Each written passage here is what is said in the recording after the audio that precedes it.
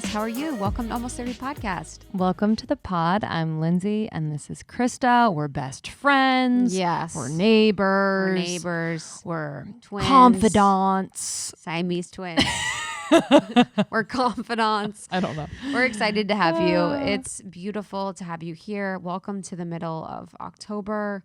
I cannot believe this year, and that we're middle of October, but we're here. I know. We're here. We're going to honor it. I saw a meme the other day among 8,500 memes about this year, but it was like January, February, like sweet meme. Something, and then like October. I don't know. Anyway, okay, I ruined it. But it was basically like that time from March to now October. Is like, huh? Yeah.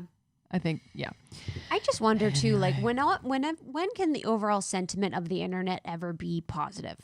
Do you know what I mean? Like I just feel like, and I get it, but that's not how people make the big bucks. That's not how people make money. But not even with the media, but even just like Twitter and shit. Like it's never like, hey everyone, I'm having a great day.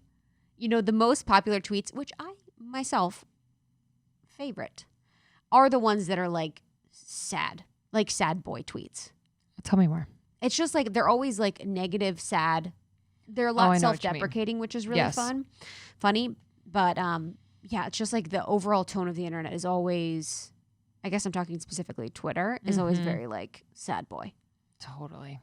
Well, because I think people relate, I guess. Yeah, it asks for more conversation rather than like, I'm doing great. And everyone's like, okay. Like, where do we go from here? Yeah. Thumbs up. Yeah. Peace and blessings. But, you know, can't we just all... But then again, I do actually on Twitter sometimes see some really beautiful, like, kind tweets. But yeah, I'm excited about this episode because I need a little clean beauty, like clean living in my life. Yes. I mean, I was thinking about this app and I was like, whoa. I mean, yes, we always need a little bit more, but I feel like we've come a long way. Dude, I remember I used to put on toner, like from Clean and Clear, and my face would burn off. Oh, but I liked it. I was like, oh, it's working. It's burning off my zits. Oh my God. And it would be so uncomfortable, but I continued to do it. Put it on a little cotton ball. Clean and Clear astringent. It was like, ow, why is my face red? Like it was red and... Clean and Clear was raw, dude. That was fucking raw. It was savage raw. Yeah, what else did we use? I mean, I used to get like... The pimple cream from Clean and Clear. Oh, for sure, the pimple cream. But even like with makeup, I mean, I was like getting my foundations from...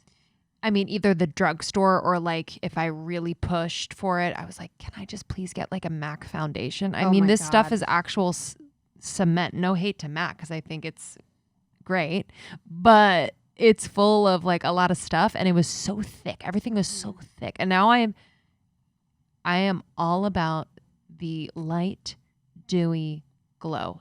Like the simpler, the better. Yes. Simpler, the better. I can't always pull it off. But I want the simpler, the better. I'll never forget. I went to college with my friend, and she was the first person I ever saw that wore full coverage. And I was like, whoa. But it looked amazing. It's Photoshop in real life. Honestly, I was like, why is your skin? She's like, it's full coverage. I'm like, what have I been doing this whole time? And it was just like, whoa. I was like, you can have full coverage? And it looks like that? I was like, whoa. I used to use probably 3 or 4 shades too light concealer. Do you remember when you used to do that? Really light under the eyes. Yes. And in pictures, the flash would like make it even brighter. You look like a coon. Like a coon girl. I remember the white eyeliner. Yes. That was amazing. The white eyeliner, I'd put it all around my eyes and then what was going on? Or I actually putting it inside the eyelid. Yes. I actually was like a MAC girl in high school, maybe college, but I remember I had a friend that like I'll never forget in college. She said this to me and I even realized then that it was like backhanded. She's like, you know, you look so beautiful without makeup on. But it was more so like the illusion that like when you put on makeup, it is turquoise and you're wearing black eyeliner and we're in Ohio. And it was like totally clear that my makeup game was a little too much. I wonder if it'll ever come back. You know how we're in the like it totally will. It will come back because right now I'm old enough to know that. natural whatever. And even I feel like even like the kids they're either natural or Kylie. Yes. Natural or like James Charlesing it. Yes. Which is dope. I mean, that's like an artistry in its own. Truly. For real. When I've seen those, I'm like, wow, that is powerful. I've yet to learn how to contour. I don't know a thing about it. I always know how, do the but opposite. I'm not successful. What do you mean? It's like I put the light, like I'm thinking about the light and the dark, yes. Whatever. And so I've put like the dark down my nose. Oh. I put it on the sides to make the nose thinner. Then you put light on top. Whatever. Come join my masterclass. But this one's going to be a good one because we talk about things that I've wanted to explore with people that are knowledgeable for a long time. And Nadine Artemis is incredible. Yeah. Nadine is the founder of Living Libations. I've talked to a lot of people. They're like, have you used this brand? It has a cult following. Everything is incredibly natural. Their product list is, we went to the store actually, and they just have the most creative, cool products. And all of them just made with like top quality natural ingredients, from deodorants to perfumes to oral care. Speaking of oral care, we really go into oral care in this episode. Nadine wrote a book a while back, Holistic Dental Care. And I didn't really realize, you just think like, oh, let me use some mouthwash and just whatever toothpaste.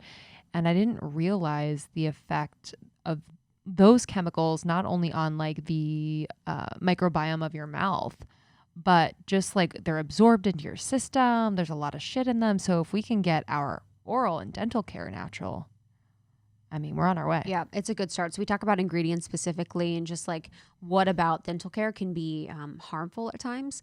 I think we talk about deodorant as well. Mm-hmm. And then we also spend a lot of time talking about the sun. Yes. And how sun gazing and just being in the sun is so important for health, especially as like a natural way to increase happiness and overall mood, immunity, all these things, and how the sun has been sort of demonized within a lot of health to talk so much about skin cancer, which is relevant. I've had people in my family have skin cancer, but if you're taking care of yourself in the sun the right way, you can protect yourself naturally. Yeah. Yeah. I was reading something the other day, and just, with the time we're living in and just focusing on like building our immune system, like having vitamin D is incredibly important, along with vitamin C and zinc. But a lot of us are inside a lot more. And so like, if you can make that effort and gift yourself that like 15, 20 minutes of sunlight, it's really powerful. And you can also supplement with D3. Yeah. I think I was watching JP Sears, and he was talking about how, especially with, and this is like not a doctor, but with everything going on with COVID, the importance of zinc, vitamin D3, and vitamin C is even more so important now for your immunity. Yes. And then also too, the sun is really important. And it's unfortunate that, we're not getting outside. We're not, able to like be in the sun, especially when we need it the most. So I just found that to be something that I'm trying to note and trying to get outside when I can. Yeah. But Nadine is incredibly knowledgeable. And she has a newer book out called Renegade Beauty. So this is kind of like breaking down everything you need to know like about clean beauty. And yeah, I just like, I had a moment where I was like, Nadine, would you like to be my second mom? Like I was like, she's a doll. You are so cool. So cool. So cool. So cool. Yeah, there's so much to learn about clean beauty, clean living, holistic living. And also I think in this one too, we talk about bras, not wearing bras. And how, oh my God, this is funny. We talk about not wearing bras and how it's important for your lymph system to be able to drain. And when you wear bras, the straps can get caught on an important place for where your lymph releases and goes in your system. So not wearing bras is the move. And it also increases the muscle tissue of your pectoral muscle because it's not being supported by something. So it's like good for your boob muscles. That's why we haven't been wearing bras. I know, honestly. Dang, I was like, that's amazing. I mean, whatever, sure. Sold. I'm sold. And just FYI, this episode was actually recorded earlier this year. And so I just wanted to kind of put that in context because so much has happened, but we really focus on natural beauty, natural health, the sun, etc. So excited for you to listen to this. I think it's as relevant as ever. And of course, you can connect with Nadine through Living Libations on Instagram. You can get her book, Renegade Beauty. And yeah, we really appreciate you listening. If you're new to the podcast, thanks so much for being here. You can subscribe on Apple Podcasts to get the new episodes on Tuesdays and Thursdays in your inbox. Yeah, and then we have our new Paradigm digital series happening, which is exciting.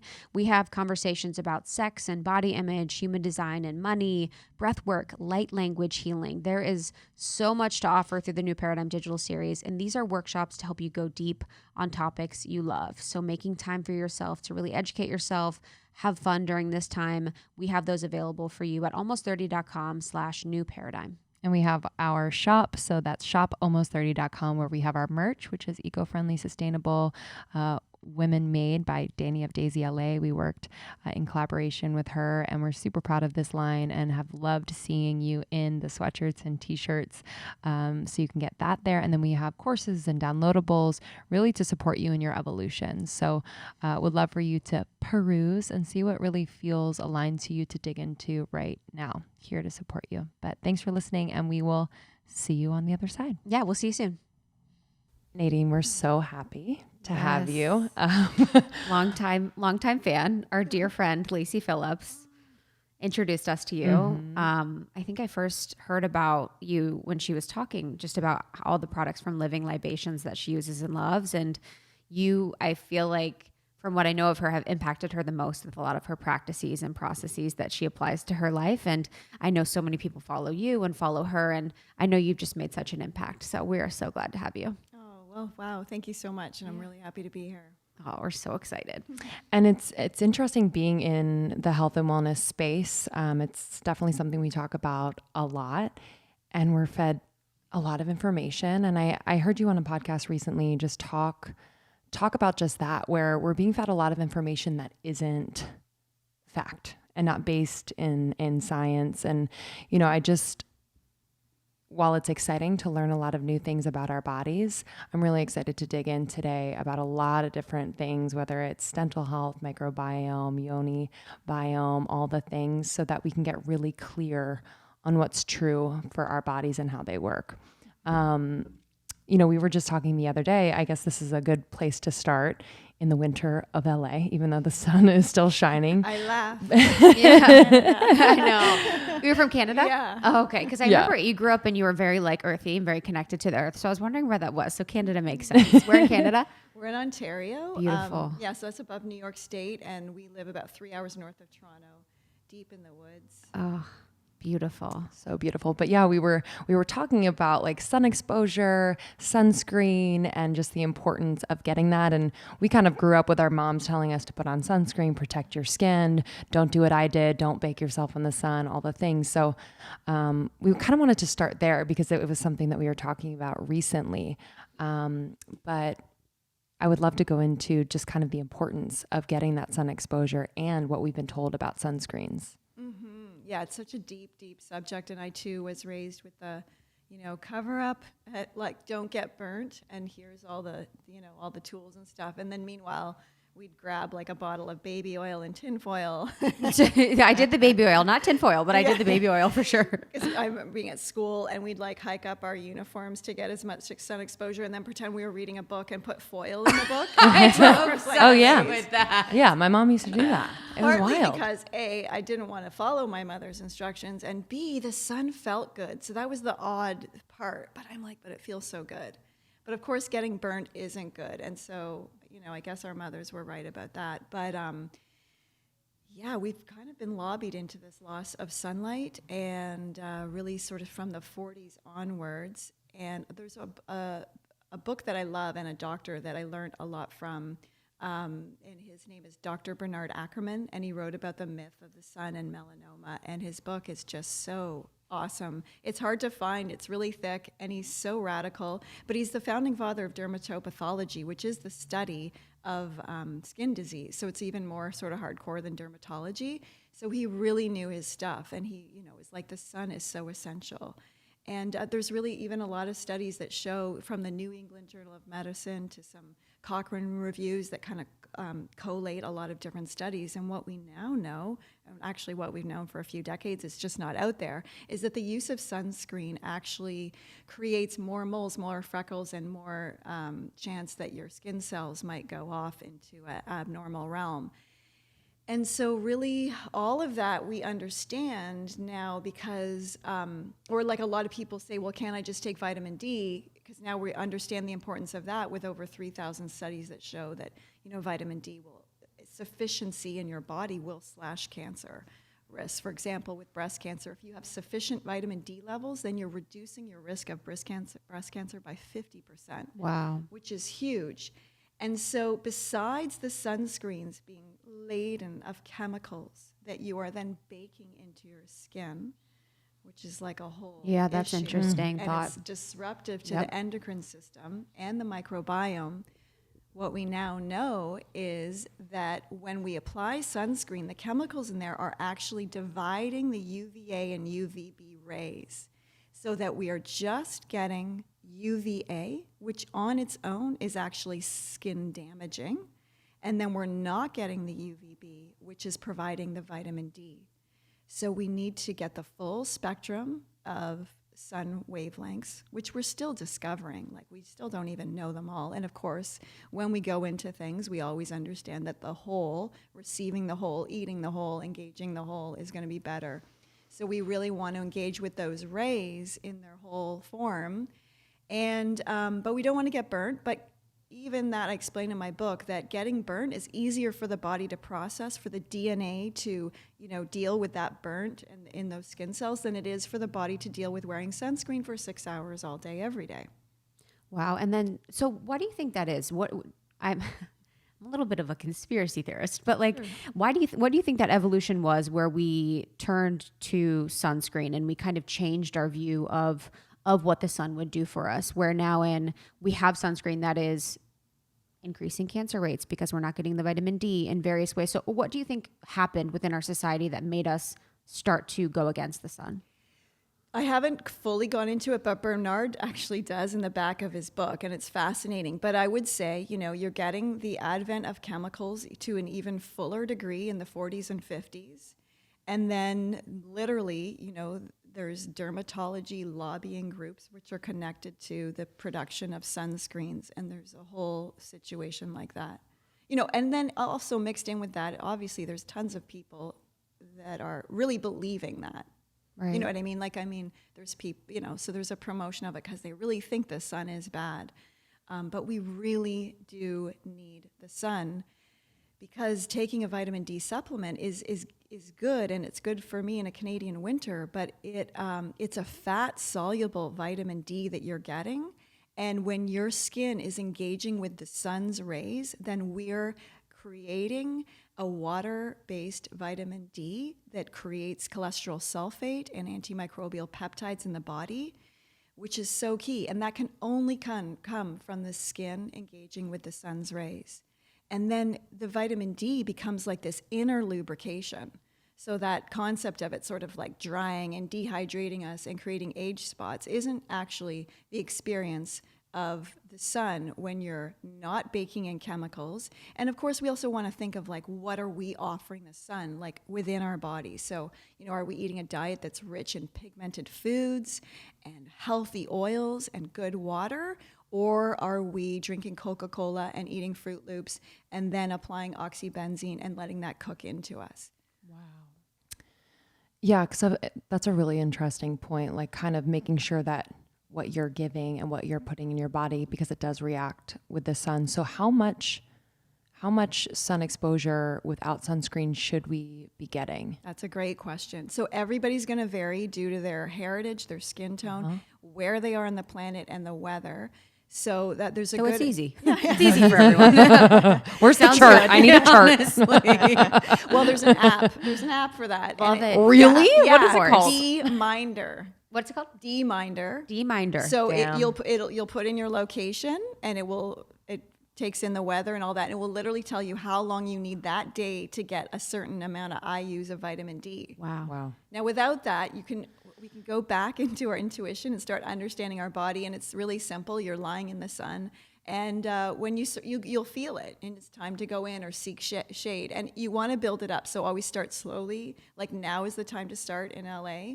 I've been making sure that I've been getting my sunshine. And then you want to start slowly but surely, and then, start in the spring and just like keep going. It's actually midsummer, you're probably going to be tanning less and less. And then making sure that you're recharging your skin battery as the winter's coming along so that you can have that solar fuel when it's lean times of sunshine. Wow. And the second part of that too, like the anti-aging thing, because people care about it. I care about it. But I do love the sun. So are there natural things that we could be doing, like post being in the sun, to make sure that our skin is Or is it the recovering? sun that makes us age? It's not. Right. When you really look at it, and I love reading the doctor, because the sun was really in fashion, like at the turn of the century up until about the 40s. You got Mademoiselle Coco Chanel even saying like no outfit is complete without a tan. Oh, I feel That's that. serious. And there was clinics in Switzerland where people would go from all over Europe to heal, and then the Nobel Prize was given out in 1902 for heliotherapy to Niels Feinstein because they were curing diseases, and it was really good. And it was actually, when you look at the skin, it was like, it cures acne and eczema, and it actually plumps the skin because you've got those microbial peptides that are being activated. And so again, that's like, if we've got our modern diet, we're on birth control pill and we're chugging Mazola, that's the cause of of melasma and age spots. Wow. Okay. And if you're taking into what I'm saying, but you're still a bit shy about your face and thinking then just cover, wear a hat and tan the rest of your body, We had 2 questions. So vitamin D, fat soluble vitamin D that you take in supplement is from sheep? Well, from the lanolin. From the lanolin. From their coat. Okay. So nobody's dying. No sheep. Okay. But yeah, it's extracted from, and lanolin's like an oil that people would use on their skin and stuff. Okay. So yeah, it's a sheep for oil. Sexy. Yeah. Okay, so for that. And then I actually wanted to go into related to vitamin D and sun care, just like in history, like you said, in 1902, heliotherapy happened. And then also too, like sun worshiping. Yeah. With Egyptians and the Greeks and, Ra and all of that. And so what do you think like the spiritual connection to the sun and our connection to the sun is? There's a great Hafiz poem that's something like, the sun has been my lover for millions of years. And that's kind of how I feel. There's such to me, it's like, whatever has created everything has obviously, the sun's a part of that. But I feel like when I have that ray, when those sunbeams are on me, I feel connected to the source of everything, even though it's still a part of it. I feel that resonance. And we do, a lot of people do feel happier in sunshine. That's a fact. But the ancient cultures had so much revolved around that. In ancient Egypt, they'd have special, they would release myrrh resin and burn that at noon to celebrate the noontime sun. And then you've got the original Olympic situation, and those athletes, like the gymnasiums, these were outside, and Olympic athletes were required to work out in the sun because they knew it created muscle tone as well. Wow. So it's a really fun way to work out. It's just like lying in the sun. How does it does create muscle tone. And it's sexy. Yeah. Muscle tone, like visually or actual? Visual. Like it actually helps your muscles remain like tight. And it's really good if you're sunbathing with a bit of a cool wind. That also helps muscle tone as well. And what the Egyptians also observed is that I think it was a Persian culture would wear little skull caps, and the Egyptians didn't. And they actually, the men would shave their head in youth to allow for that sun exposure. And I cite there's a famous battle in some battle back then. It's cited in my book. And then some Greek historian was visiting that battle site. And so there were skulls of the Persians and the Egyptians. And the Persian skulls would just like crumble with a stone hitting it. And then the Egyptian skulls wouldn't.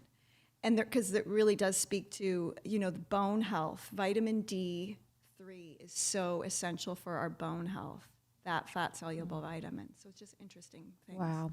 So for someone that, grew up with the understanding that, sun exposure is bad, it will age you, and it will make you wrinkly and it will burn your skin. I guess, we've been doing a little bit more exploration of like how to integrate the sun more into our life. So what do you think would be the next steps for them? Because we wouldn't want them to get burned right away, right? Yeah. So how do you think they would really just step into like making this a part of their life? Yeah, it's a great question. And I do have tips in the book and on the website, because I know sometimes in podcasts, people are like, wait. Yeah, honestly, it's in Renegade Beauty. But yeah, so you want to start slowly but surely. And so again, maybe it's 5, 10, 15 minutes, right, for the first week. And that's how they would do it in and these clinics direct. In Switzerland. Yeah, direct. Mm-hmm. And then butt maybe naked. It's your legs. Well, as much as you can. Okay. I mean, depending on where you live. But yeah, like I've got tons of neighbors. I have a friend who does it on his roof. Yeah. Butt naked. But there are many like Luke windows Story does too. and things and around. So does Lacey. Yeah, good. I do, but I'm on 200 acres, So yeah. And we have different decks that we travel to for like the different months of the year. And like if I was at home right now, I'd just open up my slider door and I'd be lying on the floor getting like feeling the sun just to get that start.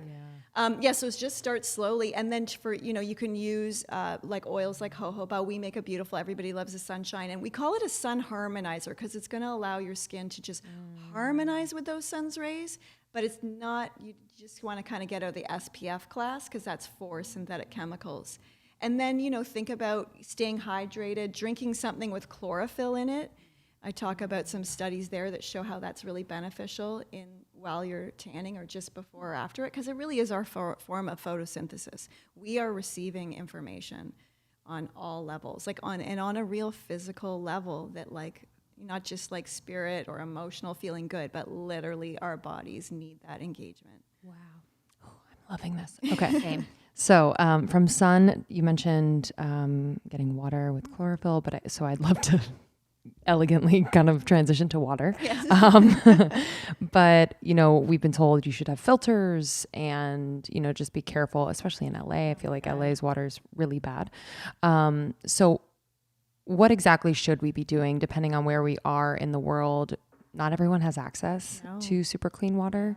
So what could we be doing that's accessible and affordable? Mm-hmm. Well, it's a great transition because then we're, if we're thinking about the elements, because if we really want to, there's a lot we could talk about and this and that plant, but if we really step back and understand what's reviving us and what's going to be a part of our beauty is the elements. So you've got the sun, water, air, and the earth. So when we touch on all of those, then we know that's sort of our arsenal that will help take care of us on the planet. So with water, you want to get as clean water as possible. And it is easy to get a good filter from, whatever Amazon that will filter out the chlorine and some things for about $30. So I always recommend that to start. Like a Brita? No, just like for the shower. Okay, got it. I wouldn't drink Brita water. I'm not sure of the differences in filter. But what I used to do was when we rented an apartment in the city, we had a very good shower filter, and then all things we would do from there. So we would rinse our kale in the shower, and if we were having a bath, we fill it up through the shower. Genius. So that was like the best thing that we could do without doing a whole home situation. Yeah. And then, find out if there's a spring in your area.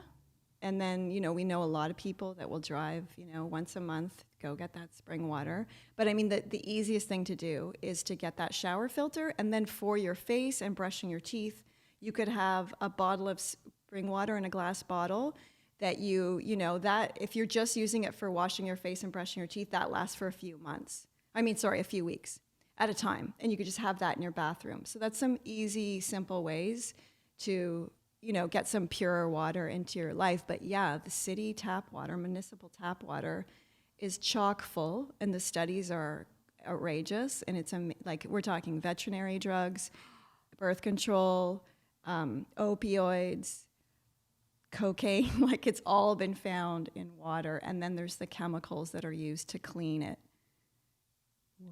I list things in my book, but it's not pretty. And to the point of the birth control being in the water, I've heard that, because of the increase of birth control in our water, that's contributed to the decrease of fertility in men. That because we have higher birth control for women, traces of that in our water, more men are ingesting that water, and then we have less fertile men. That could be. I could also see it just being part of a whole situation, because even the Like microplastics that are just in tap water now, which again, we're not seeing that. Plastic we can't see. That's like they tested like bottled water, for example, and tap water, and there's just microscopic plastic. And the amount that, like, if you're classically ingesting water and eating normally, that a human is in like, I forget what they were saying, almost like a credit card a week. What? Yeah. What? Yeah. Wow. So, and then we bottles. have... Are glass bottles better? Yeah, because then you're not... so there's that. But if it's a water company that's just putting tap water into a glass bottle, then you still got issues. And then the other issue with, like, you know, if you got like Fiji water or something, you're like, oh, great, but what they do there is they make the plastic bottle at the factory, and then they inject the water into warm, hot, freshly made plastic bottle. So that's deeper than just putting water in plastic, like, for the issues. So that's not really a solution either. But, you know, all the plastics, those contain xenoestrogens. And so, you know, that could be contributing to... Yeah, that's true. ...to the male. Wow. So there are no federal standards regulating pharmaceutical residue levels in bottled water. So basically they don't track or keep... There is definitely good bottled water out there, but, you know, if that's the path, then you want to choose a glass and, you know your source, what spring it's from, and that kind of a thing. Wow. And I love that you reference the Emoto study, you know, Masaru Emoto, who did the pictures of the water particles that looked like snowflakes, which is like one of the most beautiful things. Can you talk a little bit about that? Yeah, I love that. And that's a good point, because if all else fails and you're on a total budget, then you can just love and pray over your water. And studies show that it does transform the water molecules. So we've always got that.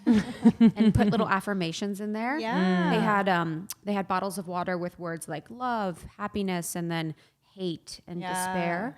And the water that had the affirming words of love had the more beautiful crystalline snowflake type. Yeah, it was like more organized. You could just see, because within beauty is symmetry. Yes. Yeah. Oh my gosh. Yeah. Or crystals. Putting crystals in your water can also help as well, correct? Yeah. Yeah. Wow. Okay. So I'm getting my shower. I had a shower filter, but I didn't actually think of like washing vegetables in there. I think that's such a good hack. And like a lot of these things, like people might think, well, am I really going to do that? And literally it takes minutes more to do it. And I think it's just about creating that routine. Yeah, it's just getting used to it. Absolutely. And last point on the water. So not only ingesting, but the effects on your skin too. Because I think sometimes people, if they move to a new city, they're experiencing like maybe drier hair or skin or what have you. So exactly what's happening? Is that just the bleach or chlorine? Yeah, I mean, the chlorine alone, forget all the 200 different chemicals. The chlorine alone is just so disruptive to our microbiome. So, and that's a huge part on our skin and scalp. So if you have dandruff, like, get a shower filter. It literally might just be the chlorine. You know, I mean, there's other things you can do. Like, I would say switch your shampoo and look at some less sugar in your diet, but literally you could be reacting to the chlorine. Why do you say sugar? Because sugar creates a fungus, and then for a lot of people that ends up on their scalp. Wow. From the water piece, you know, something that you've mentioned a few times before, and something that's really relevant for our girls is talking about birth control. So many of the women in our community are women that have been on birth control for a long time and are now getting really curious about what it looks like to get off naturally and to cycle sync and really just be more in tune with their womanly cycles. What would you say to women about birth control if they wanted to get off? How do you think what do you think their protocol should look like? Yeah, that's a great question. And yeah, if you can get off of it, I highly recommend it, because it really does disrupt the hormonal system.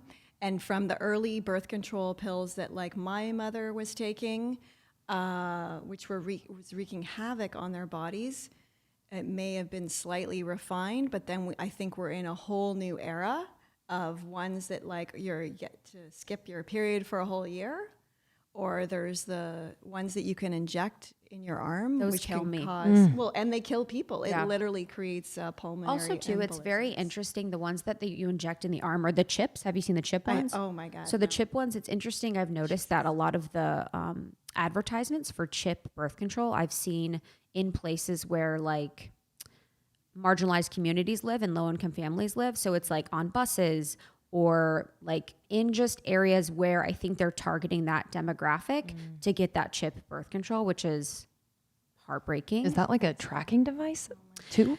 Yeah, I mean, say no more. You know what I mean? You said it.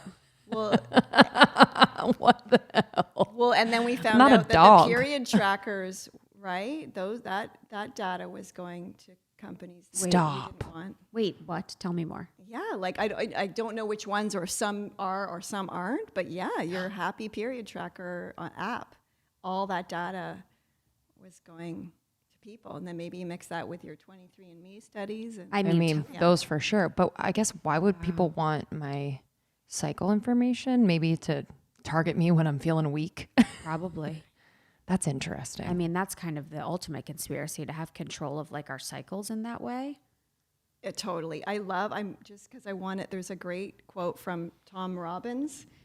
I think it was Still Life with Woodpecker. So he writes, "Was it entirely paranoid to suspect that all of these stoppers, thingamajigs, and substances devised to prevent conception were intended not to liberate womankind from the biological and social penalties imposed on her natural passions, but rather at the insidious design of capitalistic Puritans were supposed to technologize sex, to dilute its juices, to contain its wilder fires, to scrub it clean, to order it uniform, to render it safe, substituting these risks for the less mysterious, tamer risks of infection, hemorrhage, cancer, or hormone imbalance." oh, Wow. That was written by a man. I know. I was gonna say Tom. Yeah, Tom. Wow, Dad? that's awesome. So yeah, I mean, it's a precarious situation out there, because then we've got issues with spermicides and some of the things that would coat condoms, and then of course condoms, are not foolproof.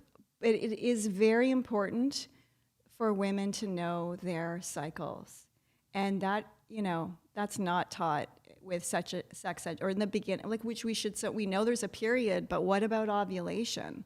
We don't know about that. I had a dear friend in her late 20s, a very educated, she was a teacher, awesome woman, wasn't getting pregnant. I was like, well, are you making love when you're ovulating? And she didn't know that. Like, you know what I mean? Like, we are missing huge parts. So if you can know your cycle, and it's really obvious when you're ovulating, it's such a key thing to know.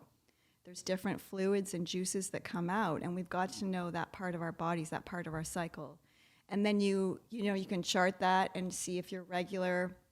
But one of the major issues with the birth control and all of its variations is it actually puts the body into menopause. And this is not the age you want to be signaling menopause to your body.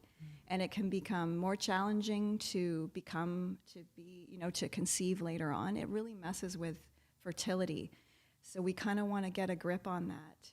And there's actually been a lot of success with ingesting neem for men.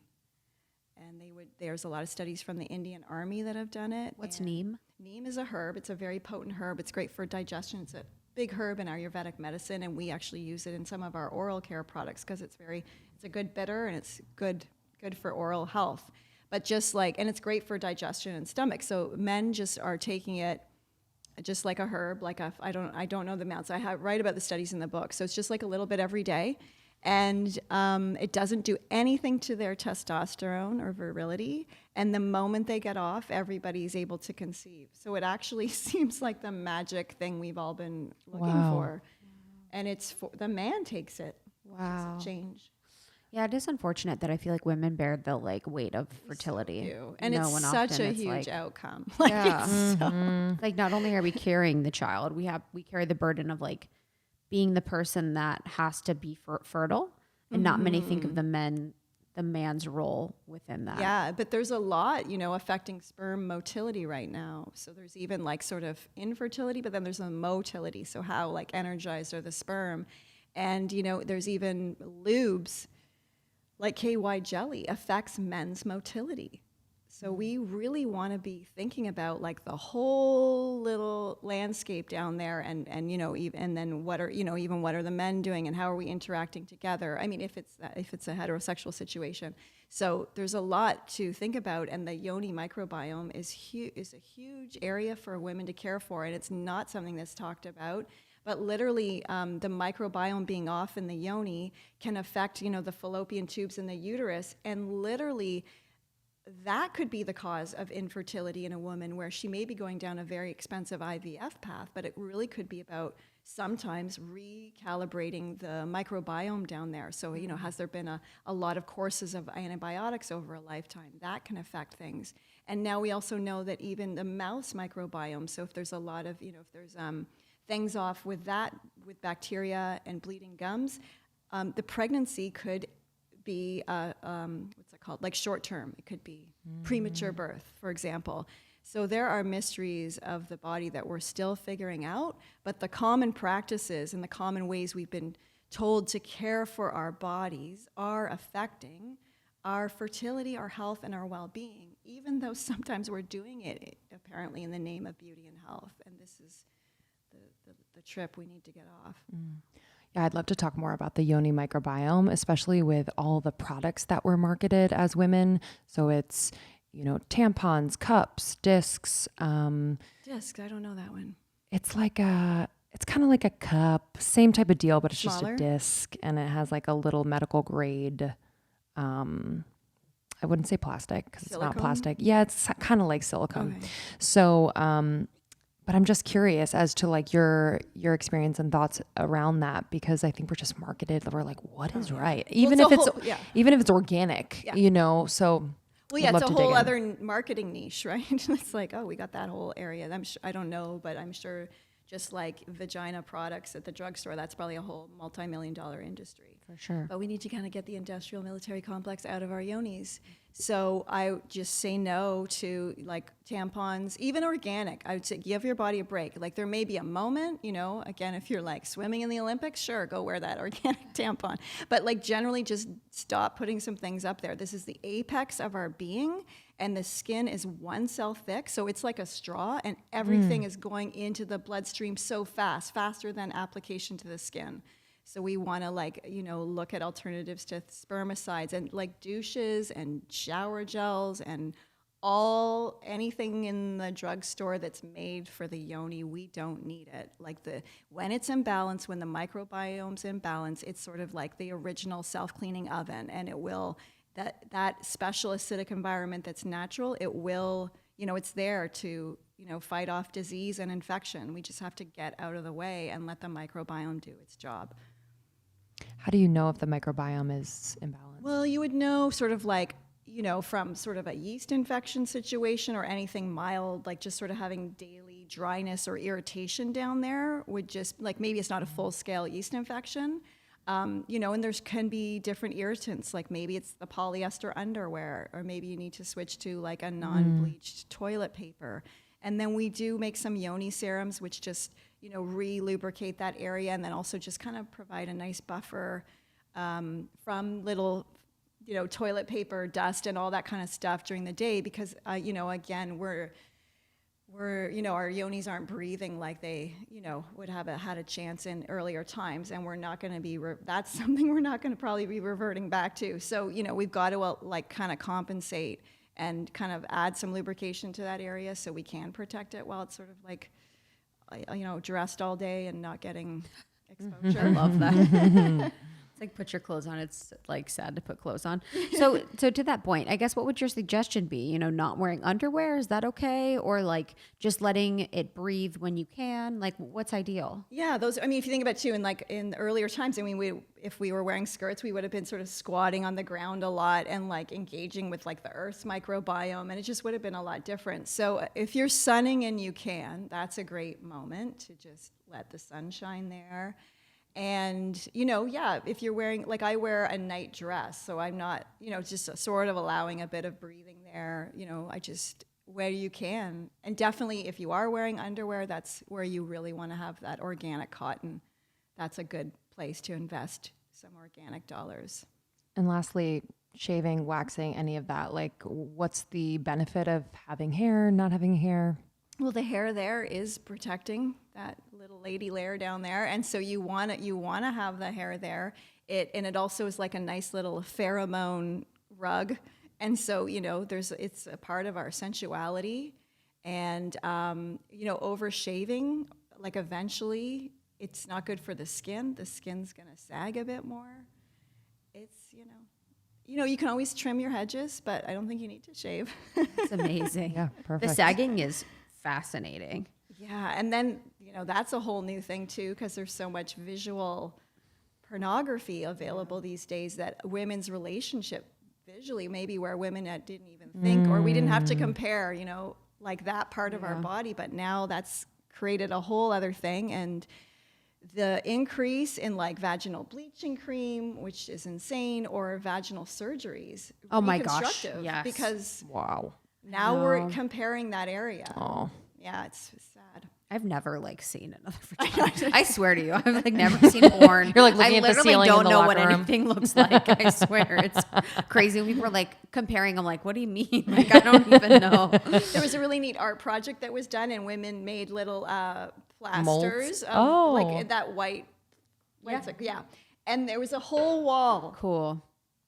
and everyone was so radically different. Wow. Like little snowflakes. I should ask Justin. how am I comparing down there? To the moving up to the breasts. Yes.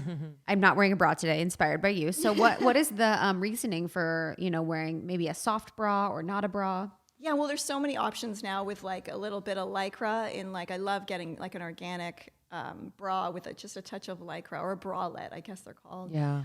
Because we've got sort of the more restrictive bras and with the underwire and all that is we're literally cutting off circulation and creating a lymphedema in our breast, because it's also really hooked up to the armpit area. What's a lymphedema? Like when the lymph is, so our lymph system, which is about the flow of fluids throughout the body, it gets congested. And then it's kind of like we create a little cesspool for our breasts, and that area gets stagnant. And so we're not flushing out the things that are sort of going through our breasts. We're letting it pool there. And so when you're at the end of the day and you take off your bra and there are red marks anywhere in that area, then it's just, you got to re-examine that. So that, because you're cutting off circulation, it's just on a micro level, but you're doing that, daily. And then if you're applying that aluminum-based deodorant and getting a micro dose of aluminum for a few decades, it all goes in there. And when diseased breast tissue is studied, they find the aluminum and methylparabens in there. So there is a direct correlation. Wow. I'm down with that one. Is there any correlation to like the constrictive bras and breast cancer? Like anything? Yeah. Because I know the aluminum study. Yeah, and there is some studies that have done, and I don't remember the exact stats, but they were saying it's kind of akin to like smoking, what it's doing for your breasts, which is pretty radical. Whoa. And you said something about muscles too. Yeah, and then an interesting thing is we think it keeps them like up, but it's like if we had a sling if we broke our arm, was in a sling, eventually, and we just kept it in the sling, it would eventually atrophy. And so, training bras and those kind of concepts, it's like, don't start early, allow the muscles in that area to like engage and do the work. Allow your boobs to do the work. Speaking of deodorants, we've in the last few years have become very educated on using more natural deodorants, but now I'm kind of confused too within the natural deodorant realm. Mm-hmm. So I'd love to go in there and certain ingredients that we should be looking out for. Mm-hmm. And do we even need deodorant? Because I've been like not really using it a lot. Same. And I don't, my boyfriend doesn't live here, so everything's good. But like, I just like don't care as much. I also kind of enjoy it. Yeah. I only smell when I'm wearing clothes that are not. Yeah. If you have a synthetic shirt, like polyester. Yeah. Exactly. Yeah. I just stopped buying the polyester vintage clothing because it's just, even though there's some great designs. Even within natural deodorants, like that Stone deodorant, that still has a type of aluminum in it, for example. What's stone? Really? I actually don't know. It's some salt? It's some chunk that's in a health food store, and it looks really natural because it's like this stone. Oh. But it's not a real stone, and then you wet it, and that's like this stone deodorant, but it's still, well, you don't even know what it is, so it's okay. Don't buy it. Yeah, no one does. So we look out for aluminum. What other things we look out for? Just generally any ingredients. We make up something called Poetic Pits, which is just sandalwood essential oil with other essential oils. So it's actually fully a concentrated product. You need 1 drop or 1 stroke each armpit, and it lasts until your next shower or bath, unless you want to reapply. But it really is so long lasting. And I got the idea like a few decades ago because sandalwood actually has a plant hormone that's similar to our androsterone. And so it's this phytohormone. And I just was like, and that is excreted from the armpit. So I just felt like there was a real synergy with sandalwood in our armpits, and there really is.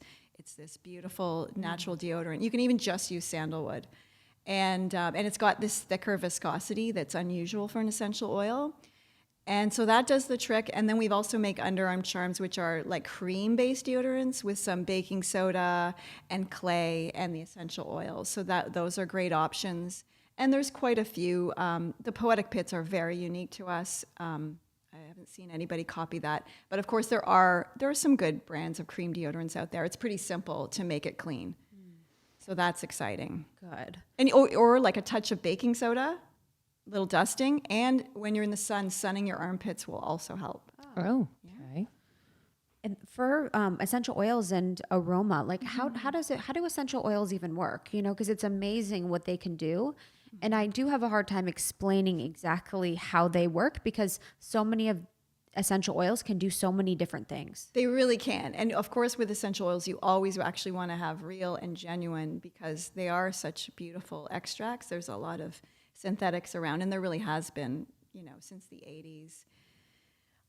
So first you want real, and then, the reason why I love them so much, and they're such a huge part of my palette, is because, there's herbal extracts, which are great, and herbal infusions and tinctures, but essential oils are generally made through distillation. So it's this whole other alchemy, and where you're kind of capturing a part of the plant that you can't capture unless it's been distilled. And to be distilled, the plant matter is, there's a fire source underneath, and then it's put in water, and then that heat sends up these molecules in a vapor form up into the ethers, which is caught in these condensing coils, and then it comes back down and sort of to the earth, sort of back into back into physical form. So it's gone in from like an ether form, and then it comes back into like a solid form or like a liquid solid form. And then that's the essential oil, which is then strained off of the distillate water. And if it was rose, for example, that distillate water underneath would be rose water. So it's not water and rose oil. It's literally from the distillation and contains microsoluble components of the oil. But then the essential oils, which it's kind of a strange name because they're not actually oily, like a fat, like olive oil. They're volatile. So if we left a top off, eventually it would just evaporate into the air. So they're really neat because to me, they kind of bridge spheres. They're kind of like form and formlessness. And then within that, they can really communicate and speak to our emotions, to spirit. So using them for meditation, opening up pathways in the brain. But in a real physiological level, they affect the body in very tangible ways. So when we inhale essential oil, the molecules travel through our nose into our hypothalamus, and then they go to the body and do the work, whether it's in the lungs or the liver. So when we're inhaling, it really works. So even if you couldn't smell the essential oil, it's going to have a physiological impact on the body.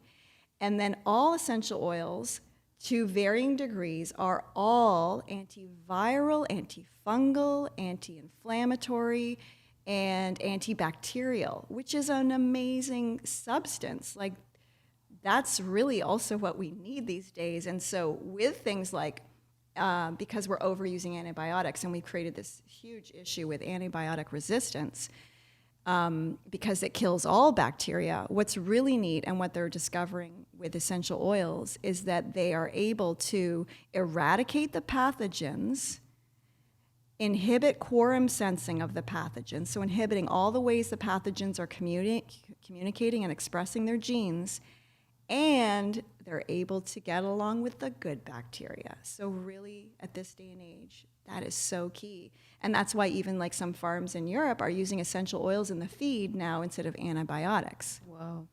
Because we're able, so they're these beautiful things that smell like heaven, and they're very potent medicinal allies. And that's why I love them so much. Wow. In the feed. That's really cool. Yeah, so they're That is using things really like cool. oregano and stuff. Yeah, getting off the antibiotics. Yeah. Let's move up the body to dental hygiene.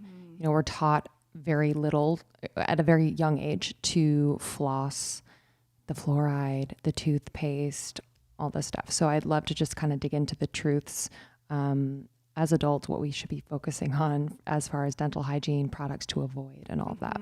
Yeah, so we really do have like the whole range of, you could walk down a full drugstore oil and there'd be all the aisle and there'd be all these options. But never before have we had more cavities and more root canals as a nation and more gum disease. Like 98% of the population has bleeding and receding gums. So our oral care is not in order. And so many of the things that we're using, if again, for just the classic toothpaste and mouthwash and all those things that are available, are messing with our oral microbiome. So we're literally mutating microbes and making some species extinct.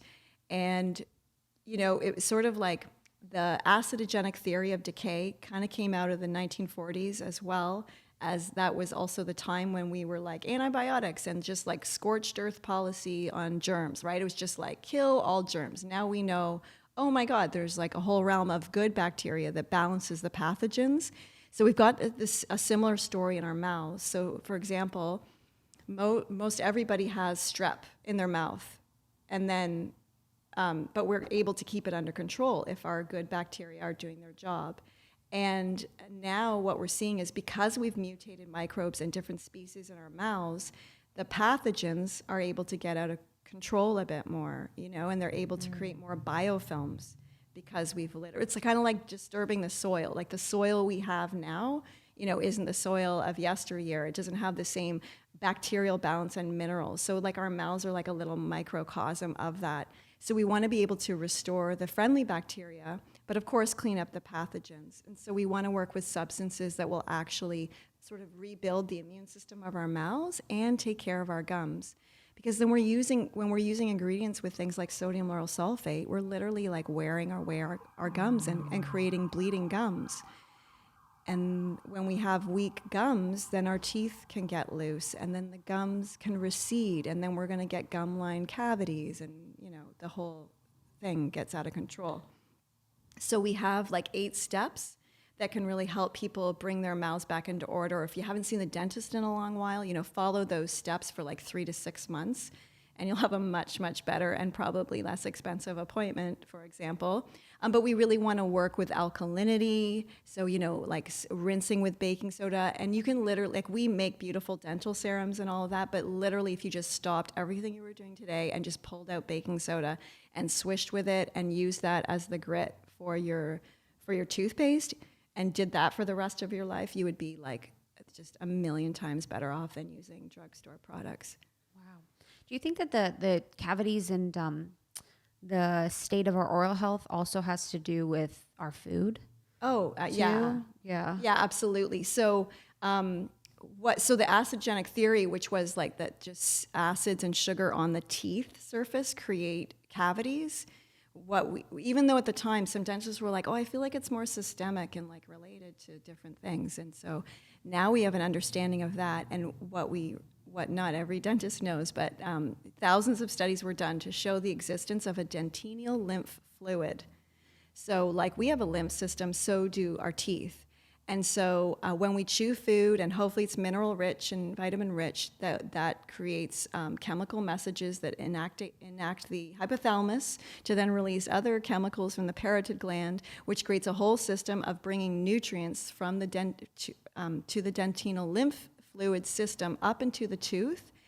And then it's kind of like a tree. So how tree gathers nutrients from the soil up into the tree, That's like our tooth. So the roots are pulling in that lymphatic, the nutrients, bringing it up into the pulp chamber, and it's sort of this upwards spiraling motion, and then that fluid, it goes out onto the surface of the teeth like microscopic sweat that then coalesces with the saliva to create a healthy tooth environment.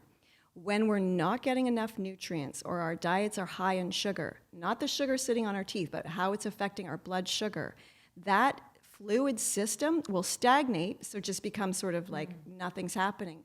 Or it can get worse by reversing, and then our teeth become like this straw, pulling in bacteria and viruses from the mouth into the tooth, and that's actually the genesis of how a cavity is formed. So we need to understand that so that we can understand why vitamin D3, K2, magnesium, phosphorus, how these vitamins are essential to maintaining really healthy teeth. Wow. And so much of dental care today is really about the aesthetic. So whitening, cosmetic dentistry, what should we look out for there?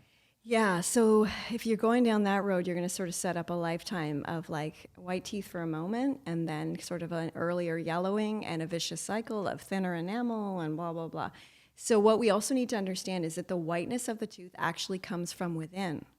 Enamel is actually more like a transparent window, and it's reflecting the health of the tooth inside. So that's that pulp chamber, which I always think of like you want it sort of fat, as in fat with the fat soluble vitamins, D3, K2, getting that sunshine in. And then your tooth will reflect that whiteness. Now, there's going to be, especially maybe a lot of your listeners, eating pigment-rich foods like spirulina or blueberries or red wine. And so there can be discoloring from that, but most likely that's actually just sort of a surface layer, and it's discoloring older calculus or tartar. So you want to clear that off, but so some of the whiteness is just literally the older plaque or the not whiteness from that discoloring of the food. And then you can use things like hydrogen peroxide, like once or twice a month, 3%, mix it with baking soda, and that will help whiten your teeth enough. Wow. Okay. I always was a little questioning whenever I saw someone with like the red teeth from wine. I'm like, what is that?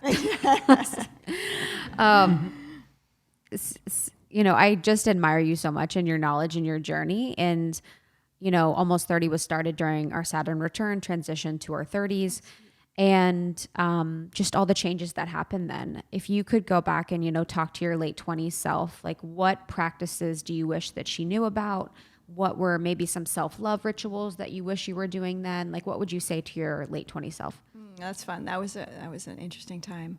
How so? Well, that was like I started a store when I was 22, and then that was the culminant. It was the last 2 years where I had a business partner, and we were just like, we had the same vision to open and everything, and then it was just evolving as it easily can with two people.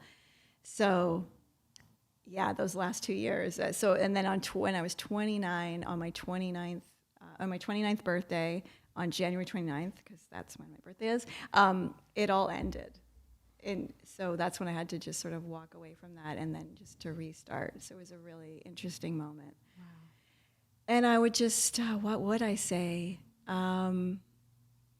Just like it's always working out. And if it is stressful in the current moment, the story is not finished. It's just not the end of this little story. Wow, that's a good one. Wow. What about if you're stuffing the emotions? I'm pretty sure just stuff them. And then it was finished for me. And it was neat because as a child, I see those Freedom 55 commercials, and I was always like 55. What are those? Yeah. Insurance ads, I think. Of course. I think they're still. I don't know if it's still around, but I would always say, "Oh, I'm gonna be retired at 29."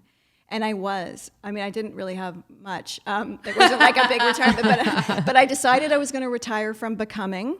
And I just took like a year off, and because it was really quite a run, like sort of going to university. I opened it like 6 months after I graduated, and it was just flowing and going. And so I just, I read a lot. I wanted to catch up on all the Rumi books, and I read all Krishnamurti books. And I just was like, I'm going to just file my brain so far and just really clear up a lot of stuff. Which of books from Rumi and crystal bar would you recommend? Like all of them. I mean, anything. I mean, my favorite translator of Rumi is Coleman Barks, and all of them. I just like. Yeah. What is the one a day? Oh, the one a day that like, I mean, and he has some bigger compilations now, but before he had these smaller little books like Unseen Rain or Bridge to the Soul, Say I Am You, We Are Three. It was all good. And then Krishnamurti, like I remember saving up. I wanted to buy his complete works on a CD-ROM. It was like 400 pounds. It was like, I had to get it from Europe. Of course, now it's all on the internet for free. But I remember really saving for that. And I mean, just his works like Total Freedom, This Light in Oneself. He was the first one that him and Rumi, I would read them and I just was like, this is 100%. Like, this is just so, I don't have to edit. And I was really, even in university, I would take philosophy. I was really interested in how we think, because it seems like, you know, if you can catch the thoughts before the thoughts, and sort of be receiving thoughts more than thinking the thoughts, then you're really on your way to like understanding how to like co-create with the universe. It is profound when you find work or books or teachings that you're like, oh, there's no shadow of a doubt. Yeah. This is it. It's really profound. Like, that's how I feel when I hear conspiracies. True. And I just love, especially, you know, in your new book, Renegade Beauty, just redefining like what is beautiful. And, you know, living in LA, it's an interesting ride, you know, to be kind of like shown all of these versions of beauty and the treatments and the this and the that. So I guess my question is really like, what is your hope for the evolution of this industry of beauty, of wellness? As it becomes more of a focus for people? Yeah, that's a good question. I mean, I often just think like, as you know, I'll just make sure our realm and our world is all in order, as it seems like too much to control the rest of it. Yeah. But hopefully, let's let the industry aside. Hopefully, women can just find that intuitive base, you know, find their North Star, ground in their self-esteem, ground in their bodies. And then that could change the industry because the expectations will change. Mm. You know, and I think we also have to really start, again, bringing it back out. It's not about the thing you're applying. Beauty isn't something that's applied to us. We're in partnership with the universe, so we've got to allow that too. And especially for people that have made other people, mothers, you know, we've got to find, you got to find another source. And it isn't, you know, and it's not your partner, and we've got to find it when we tap into the elements and finding, you know, that beautiful relationship with the sun, with fresh air, with water, with the things that we're getting directly from the earth. And that connection will just take care of a lot anyway. Beautiful. So beautiful. Where can our lovely community connect with you? Where can they get your books? Tell them about the store. Well, we're at livinglibations.com, and the books are there. So I wrote Renegade Beauty and also Holistic Dental Care. But Renegade Beauty also has a juicy dental chapter, so you can really start with that one. And we are on all the social media, but IG is my fave. And then we have a beautiful boutique in Venice, which is right by the beach, and you can go there and smell everything. And we also offer, I mean, you can go there and get all kinds of help, and you know, I educate all of our beauty team. And we also offer free consultations with Joy. So you can call, have a video chat like half an hour, ask her any question about health, beauty. And you can also just email us, and we answer all kinds of questions. We like to send people on their way with good information. So, yeah, your store staff is so incredible. They're awesome. They are just amazing. And your store was right by my old place, was on Park. Oh, sweet. Yeah, so close to you. So it's such a great place. And thank you so much for coming. This has been truly a long time coming. We're huge fans, and we're really grateful for all this information. Renegade Beauty is awesome. I think there's so much of our conversation that can be really just expanded within the book and more. So we highly recommend getting it. And if you're in LA, come to Living Libations. Meet us there. Thanks so much. We'll see you on the next one. Pleasure. Bye, guys. Bye. Thank you so much, Nadine. You can buy her book, Renegade Beauty, everywhere books are sold. And you can find her incredible Living Libations products at livinglibations.com. Yeah, she's incredible. And we'll see you guys at our new Paradigm Workshop series, which is happening all across October and November on amazing topics like self-care, light language, human design, all of the good stuff. And our shop has our great organic cotton merch, which is so powerful, made by women for women. And we also have beautiful courses, downloadables on things for self-care, inner peace, all of the above. And thank you to our sponsors for this episode, BioOptimizers, Aloha, Article, and Daily Harvest. You can check our show notes or go to almost30.com under the partners tab and get all of the discount codes. As always, we really love to support brands that we believe in and use ourselves. So thank you again for listening. We will see you on the next one. See you soon.